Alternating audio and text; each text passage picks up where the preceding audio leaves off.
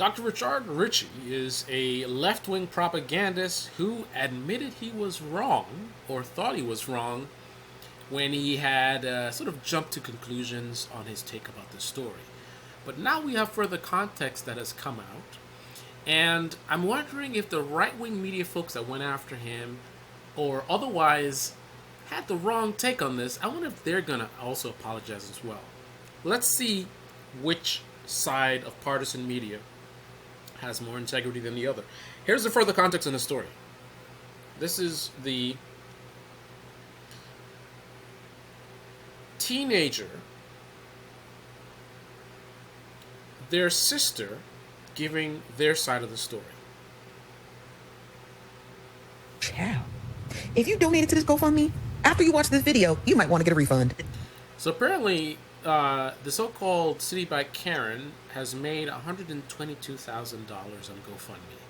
$122,000 on GoFundMe. Let's see at the end of this video whether you think she earned that money or not. The only reason why Sarah Jane Comrie was able to produce this receipt for this bicycle is because she jumped over this young man standing right here who had his hands on the handlebars, jumped over him, impales herself on his bike, and scans the QR code to begin the ride. How did all of this happen, and how do I know what happened? Because that young man is my little brother. Bike number. So, if she scanned the QR code to begin that ride, that would indicate that she was making a valid attempt to actually reserve the bike for herself, as opposed to stealing the bike from the kid, right? Why is she scanning the QR code for the bike? By scanning the QR code, she is activating a ride under her account, which would explain why she had a receipt. But let's continue. 560-3915 was in my brother's possession from St. Nicholas Avenue, Manhattan Ave, all the way to First Avenue East 30th Street from the hours of 6:33 p.m. to 7:19 p.m. At 7:19 p.m., they dock the bikes. Sarah Jane Comrie walks up to them, asks, "Hey guys, can I use one of you guys' bikes?" She says this as there are other bikes sitting idle at the bike rack. They politely decline. She asks them again. So that is a potentially significant detail. Why would she be interested in their bike when there are other bikes at the rack? So you could obviously take one of those, right? And mentioned that she's pregnant, and they still decline. Then, with my brother standing next to the bike with his hands on the handlebars, she jumps onto the bike, sits on the bike, and scans the QR code. Now keep in mind, when Sarah produced her receipts, notice that when she did, she actually redacted the time at which she scanned that bike in. And just above, you can see it's scribbled out, and that's probably due to her or her attorney. But let's continue. Started being recorded at 7:24 p.m., close to 7:25. My brother's ride that was in the previous screenshot starts. Again, it looks like everything she did was legit as far as the bike. So anyone trying to present that she was like trying to steal the bike or trying to get it under his and have him pay for it, the facts don't follow that, right? She scanned the QR code, right? That's why she had the receipt, right? That is how you start the ride for you, right? You cannot scan the QR code as a way to steal somebody else's ride. If you're scanning it, you're putting it on your account. I mean, to steal it while scanning the code, she would need to use the kid's phone to scan it under his account, so he pays for it and she gets a free ride. So that's not what's happening here. She's not trying to get a free ride. That is very, very clear. But there's some other things going on here, and let's figure out what those things are. Let's get the further context. At 7:25. The initial ride where my brother rode the bike all the way over to this bike dock ended at 7:19 p.m. Sarah Jane Comrie walked up to them. Sarah Jane Comrie asked them if they could use the bike. They said no. So notice she says that the ride that the kid had ended at 7:19. So he had already done a ride and had docked the bike, right? So maybe you guys haven't ridden city bikes. I've ridden city bikes, so I know how that works. So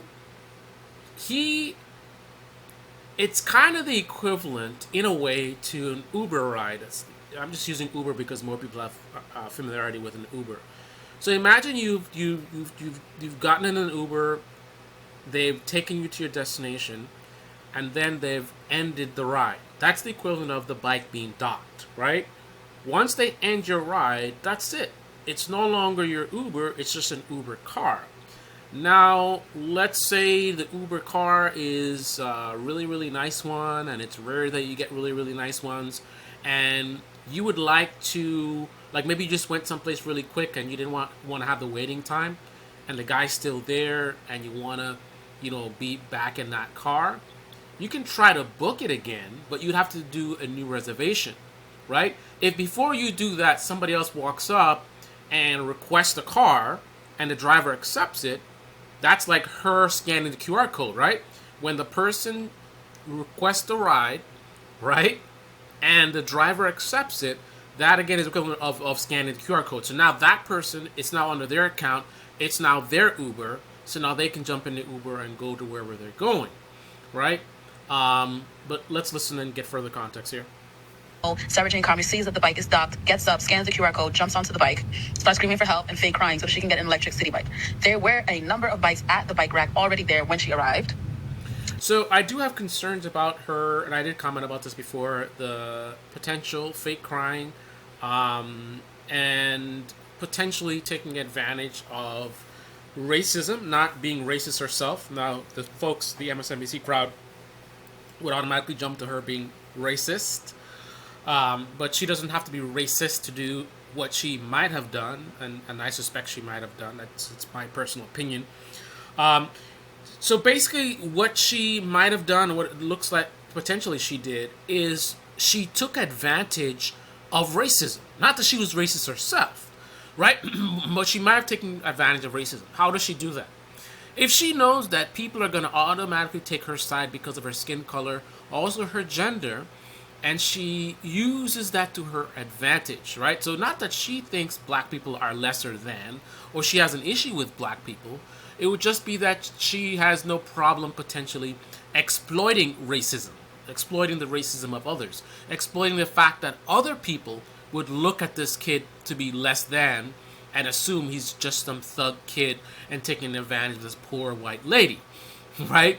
So that's what it looked like she did to me. Again, not that she had any issue with the kids because of their skin color, but she perhaps took advantage of other people having those feelings about those kids and, looking to side with her based on their skin color. That would be, again, on them, not on her. Although, obviously, it's disgusting if that's what she did, taking advantage of racism for her own benefit.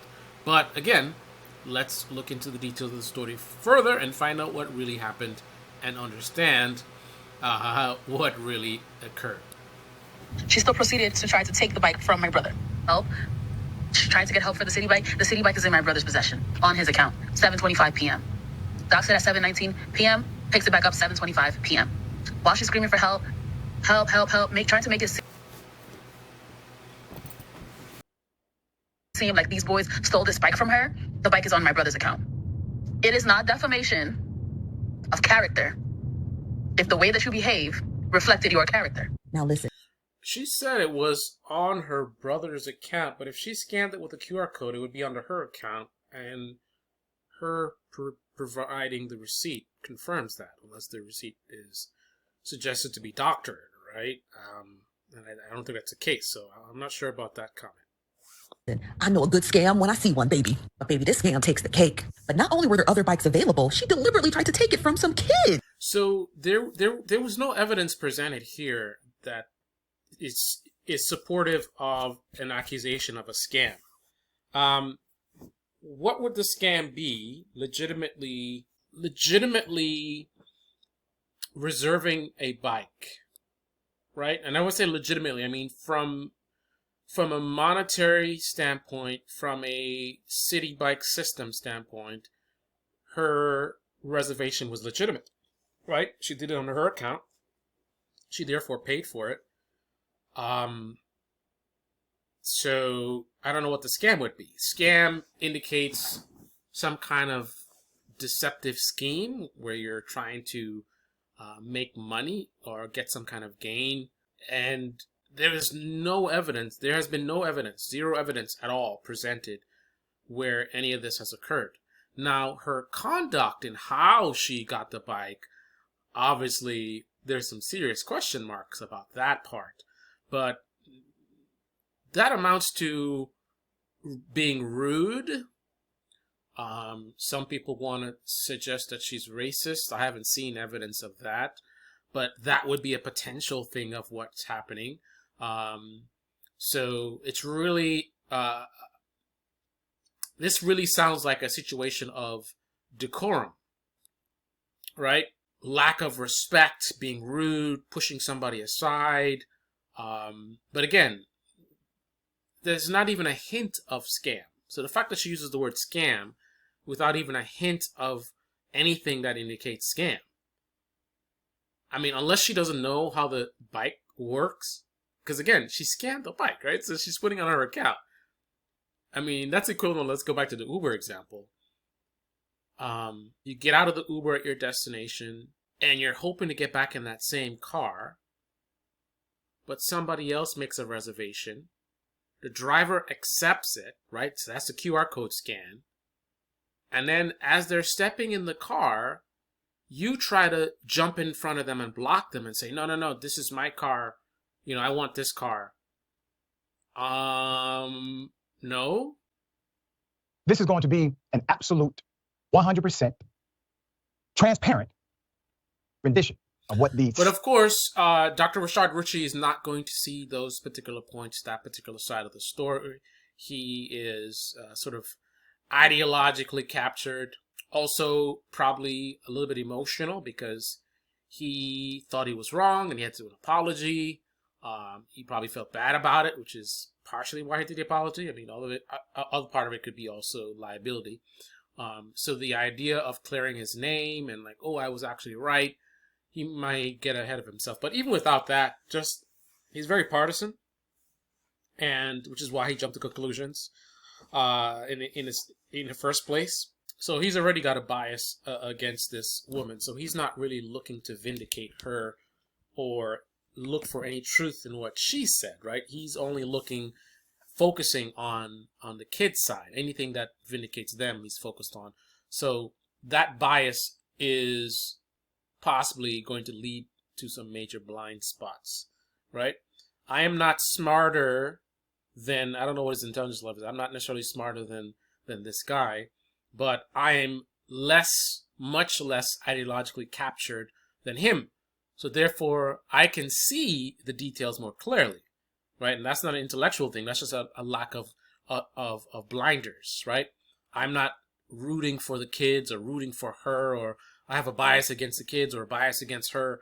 I'm simply absorbing the facts and seeing where they lead me, right? They may lead me towards being favorable of the kid or being favorable of her.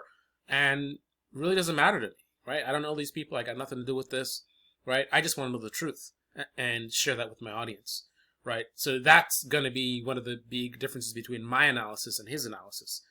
I think he's pretty smart. But again, your intelligence is becomes less relevant when your emotions get in the way. And when you are biased and you have an ideological sort of agenda, it can cloud your judgment. So it sort of, in a way, blocks his access to his intellectual abilities, right? Can't see through the fog of his ideology, just like many folks in this country. 17-year-old said. Now, once again, he's in high school. He's a child. The reluctancy to say something was understandable because the family hoped this would pass so they can go to college. I know these things because I've talked to the sister multiple times. Remarkable family, by the way. Good people. We're going to do this right. Let's put it up. We remember this. The teen involved in the city bike viral video along with his mother. Okay. So right away, instantly from seeing this photo and from being a city bike user, occasional user, I now have a pretty good idea of why this whole scenario happened. But I think I want you guys to recognize anyone that did an analysis on the story and did not focus at all on the idea that there were other bikes there, right? And some people may have mentioned that, but then they would only go as far as to use it to bolster a story that makes her look bad. So it's like, there were other bikes there. But again, even if that is your position, right? You're saying, you're trying to make her look bad, and you say, and there were other bikes there. But to say that and then to not question, but why did she want that particular bike? Right? I mean, it's ridiculous. I mean, I could see an MSNBC viewer thinking, or TYT viewer, just so obsessed with racism, just as much as conservative media is obsessed with eliminating the idea that racism is even a thing. They love to get a story where, oh, they actually weren't racist. A story like this, right? So I could see why a TYT audience would be like, and there were other bikes, and then how would that make sense to them in their minds? She's racist, and she just wanted to mess with a black kid, right? That's the level of juvenile, like super simplistic thinking that they would have, right? But if you're outside of that bubble, you would not think something as ridiculous as that. I mean, yeah, she could be some wacko that just wanted to mess with these black kids, but it's unlikely, right? I mean, it's surprising that she was as aggressive with these kids as she was, because with certain prejudices, you know, they're male, she's female, and then the skin color thing, you'd think she'd be a little bit intimidated by them. There's multiple of them, just one of her. But all that goes against the angle that she just wanted to mess with them. Like, she saw all these bikes, and she chose to specifically go and mess with these kids because she wanted to mess with I don't know, that just doesn't follow. So anyway, this is an electric bike, and I'm pretty sure that's what this whole problem is all about. So these kids are using a discounted program where up to 45 minutes, I guess you don't pay or something. So I think they're kind of gaming the system where they take it for 45 minutes and then they dock it.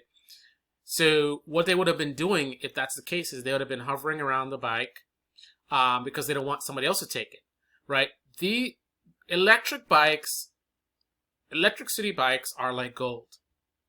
I have been often frustrated that I can't get any electric bikes because they're always dead, right?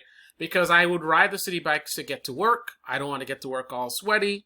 The electric bike allows me to do that. Basically, I can move at 15 miles per hour with the effort of a slow walk, right? So you're not really getting yourself all worked up. So that's why these bikes are a big deal. I would go to a docking station, and if I saw any bike, I would quickly rush to try and get it, seeing, you know, hopefully it's got a charge on it before anyone else grabs it, kind of thing. So that's the kind of atmosphere you have it. You know, it's supply and demand. You got a big scarcity of these electric bikes.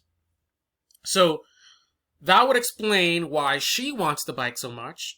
And her being pregnant adds to that as well. She's a pregnant woman, probably doesn't want to be necessarily, I don't know how far along she is, but the idea that a pregnant lady would want an electrically assisted bike versus a regular one, I think makes sense. The idea that these kids would want to be on an electric bike versus a regular one makes sense. So it seems like they were kind of, I don't know, hogging these bikes, I guess is the term. You know, they had them and they didn't want to give it up. So even though their ride had ended, so technically the bike was available for anybody else to use, they didn't want to give it up because, you know, it's hard to get these bikes. There were probably no other electric bikes there. That's why she came and wanted to get this bike, and that's why they didn't want to give it up. But, you know, I think it's a gray area because they had technically ended their ride, but they technically can also start a new ride if they want to, which is what they were intending to do. So it's a gray area, right? So she has a right to try to book the bike because it's docked, so it's available for anyone to use. But they also have a right to try to redock the bike as well.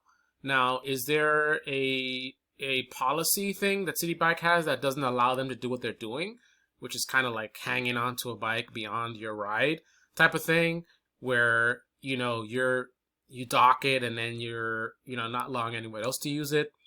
And it depends on how long they were doing that as well is relevant. I mean, let's say they were going to hang out for 10 minutes and like no one can use that bike. I mean, that's definitely kind of pushing it. There might be policy things regarding that. or is it just long enough to reset the system type of thing? Not sure, but it's a gray area that they're doing this activity, and it's a gray area that she is trying to take the bike away from them, right? So basically what would happen is, this would be her perspective. She rolls up and she sees the coveted electric bike, and she's like, great, there's an electric bike. And then these kids are just like hanging out there. So she's just kind of like, well, they're not using the bike, so it's available. So she's kind of like trying to take the bike, and then they get into this conflict. We're like, no, we want to use it or whatever, but they're not using it. So it's kind of weird. It's kind of weird. Like, when she rolled up, is she rolling up at someone standing next to a bike about to start a new ride? She wouldn't know it's a new ride, but just forget about the previous stuff. Like, she wouldn't have been there, right? So when she came up, she wouldn't have known anything about what they were doing before. All she would see is a bike, electric bike that she wants, and these kids standing around it. If the kids were using the bike, you don't stand around it. You scan it and you go for a ride. So they're just standing around. It seems like they're just standing around and hanging around and stuff. And like, okay, you're hanging around. Well, I want to use the bike, right? So that's probably her mentality. She walks up and she's like trying to get on the bike. But obviously they don't want to get up because they want this electric bike as well. And that's where the conflict comes in. So listen to anyone who talked about this and didn't go into any of these details at all. They just talk about, oh, there are other bikes, and they don't think about, well, why was their focus? Why are both these people so focused on this particular bike? Right? The minute that they said there were other bikes, that's what I'm thinking. I'm thinking, okay, then why was there focus on this? Again, people, MSNBC, TYT viewers, they are like, oh, she just racist and want to mess with the black kids. Come on, man. Let's think a little deeper than that, guys. The story. The question first posed was about the reluctancy to speak out. Mary and Michael are eager to talk to Monique Judge of News One. But Betty, their mother, is reluctant to let Michael speak with anyone. He's only 17 years old. He's my baby, Betty says. He's a senior in high school. He should be planning to attend his prom and looking forward to walking the stage at his graduation in a few weeks. But instead, he and his family have spent the last week and a half living in turmoil. Michael is the teen in the infamous City Bike video with Sarah Jane Connery. Here's what the teen says happened. Michael said after resting in Harlem or Bit, the boys continued riding into the Lower East Side of Manhattan. They grabbed frozen yogurt and then headed to the City Bike docking station at First Avenue and East Street, 30th Street, near Bellevue Hospital. This is in the Kips Bay neighborhood. They docked their bikes at 7:19 p.m. and sat there to rest. Michael insisted he and his friends never left the bikes unattended. They don't leave the bikes.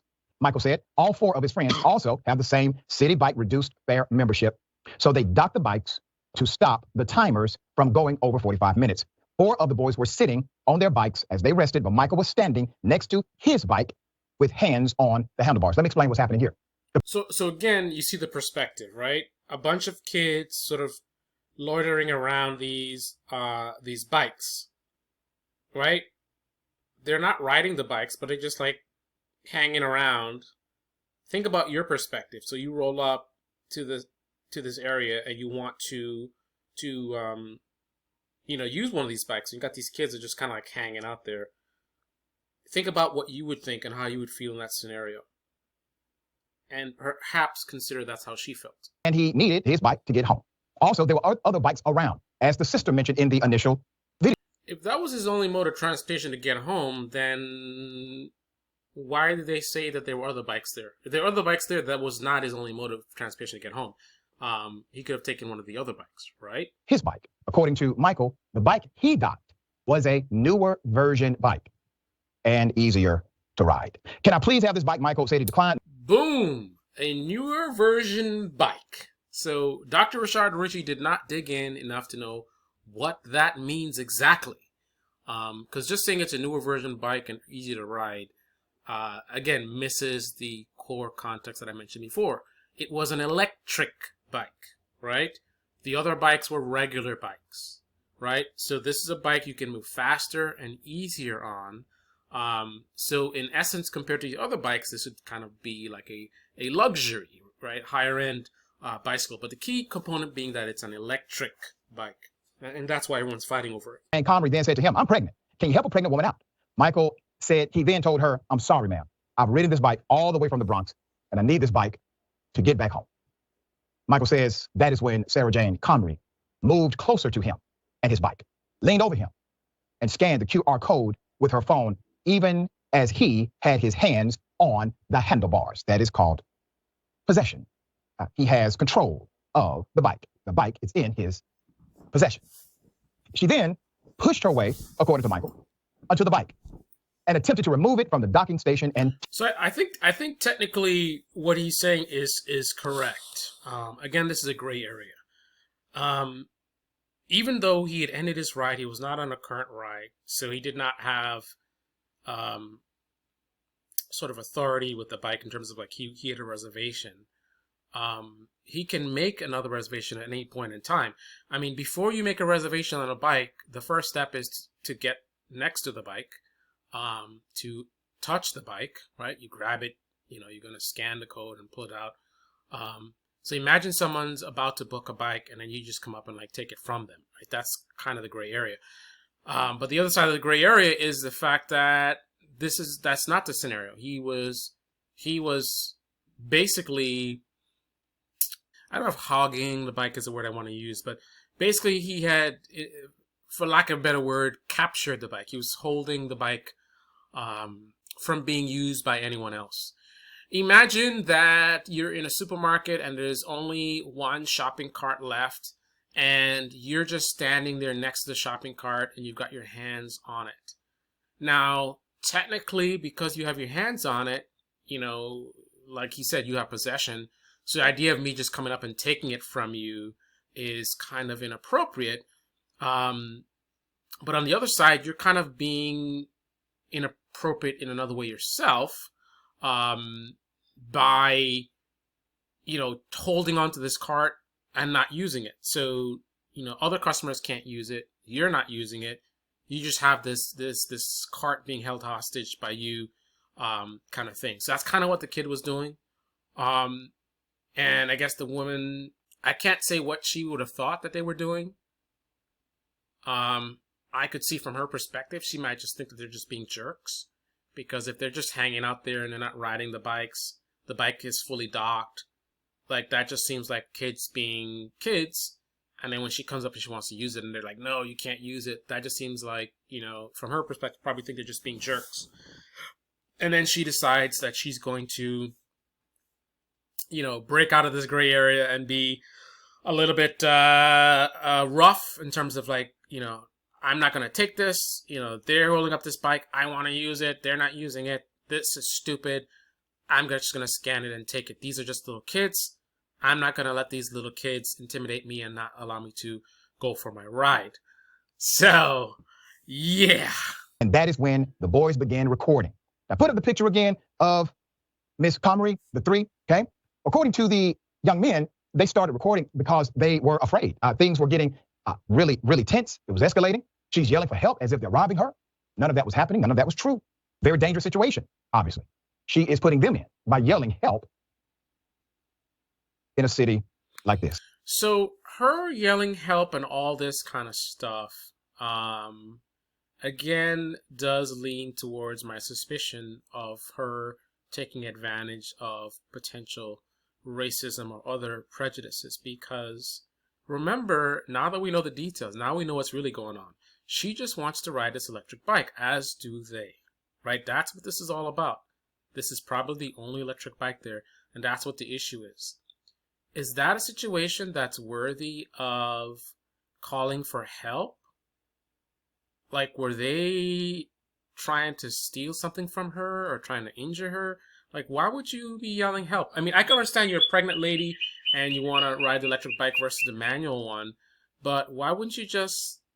Because just like me, I go to a station and, there's no electric bikes. It's disappointing, but I just go and take a regular bike and then move on and deal with it. Right? Yes, she's pregnant, but she, like myself, would have to be aware that the idea of guaranteeing an electric bike in a city bike system, I mean, that's not going to happen. Right? So when she planned to use this bike as her transportation, she would have been doing it with the knowledge that the odds are very unlikely that you'll get an electric one. Just like me and everybody else. It's hard to get these things. So you come up and you see a bunch of kids hanging around or whatever, and they're, in your opinion, maybe just being jerks or whatever. You just say, okay, whatever, and you take another bike, not yell help. Right? I mean, even if you want to be aggressive and assertive and you're like, no, I'm gonna take this bike, this is dumb, they're not using it, you know, fine, that's on you if you want to do that. I wouldn't advise that. I think that's very not a good idea. But the idea of saying help, what? I guarantee you, the point that I mentioned about this being an electric bike and explaining why there's a fight around this particular bike, one side is not going to talk about that. They're not going to talk about the fact that she had a legitimate claim to the bike in terms of using it under her account. She wasn't trying to steal it, trying to use, under their, reservation, right? They're not going to point that stuff out. And then the other side is not going to point out the other details that I just mentioned, right? They're going to completely ignore this whole help thing and how that's very, very problematic. Why is she calling for help?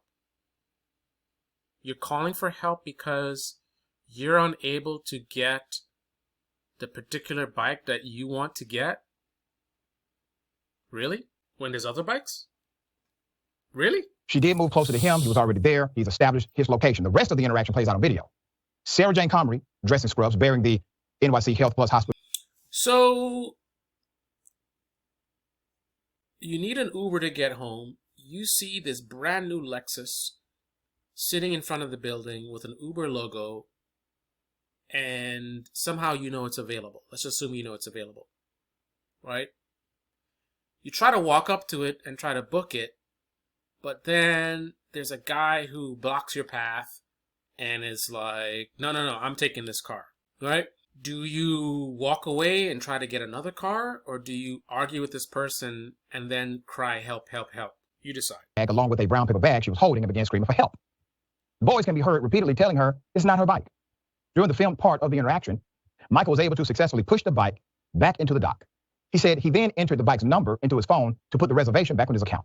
Michael said when Sarah Jane Comrie noticed him doing this, she then snatched his phone out of his hand, which is shown in the video. It is amazing. Okay, so that's going to the next level. So she sees him. So he was holding on to the bike. She didn't like that. She tried to circumvent what he was doing, thinking he's being a jerk, he's being rude, or whatever it is. And she's like, no, I'm taking this bike. And then she sees him reserving the bike with his phone. Like, that should be the end of it. There's nothing you can do at that point. There's other bicycles there. Just walk away and take one of the other bicycles.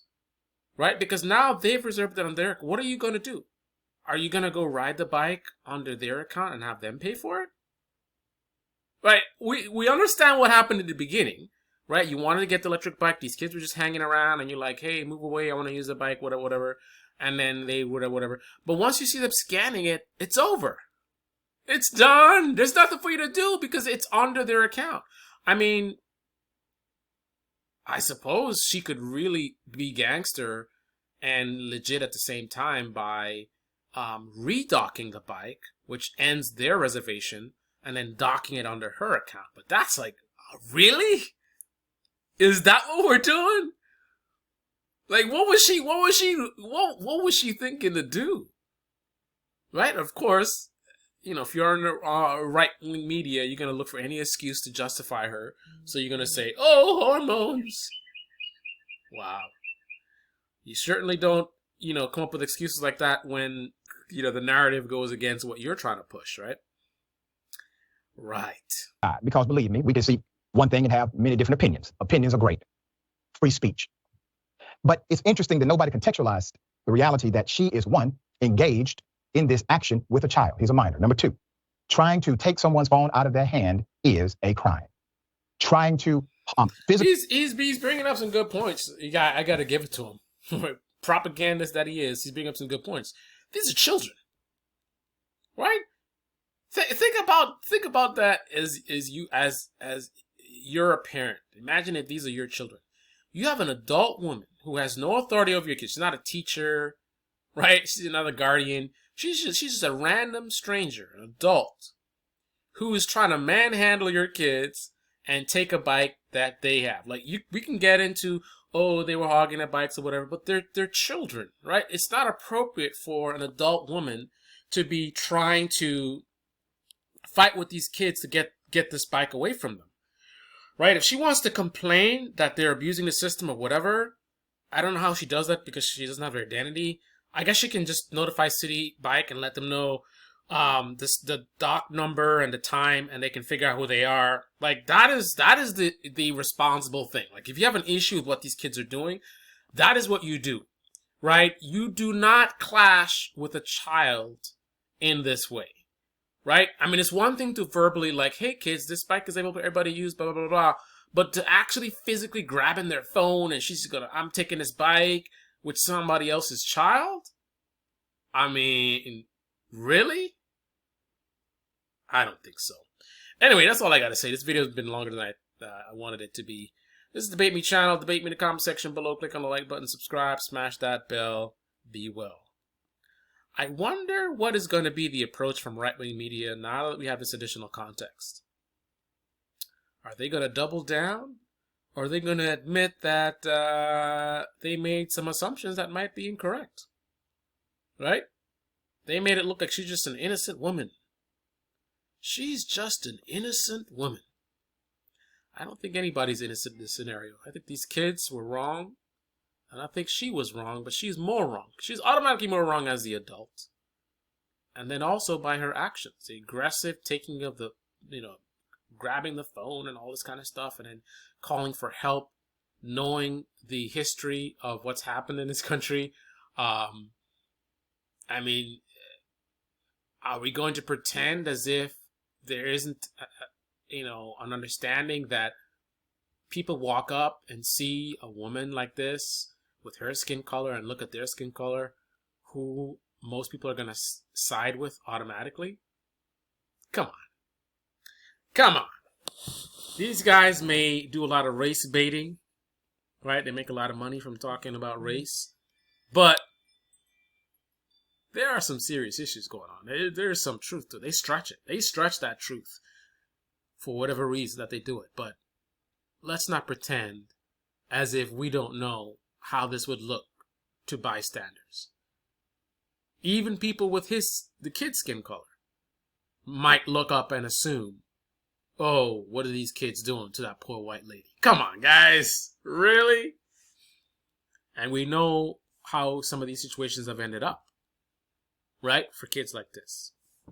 So you're potentially risking the lives of these kids by doing what she did. All because you wanted an electric bike. And you had to have it. Really? So let's see if the Protect the Kids club is going to protect these kids from this out-of-control adult. Or are they going to double down? Let's see.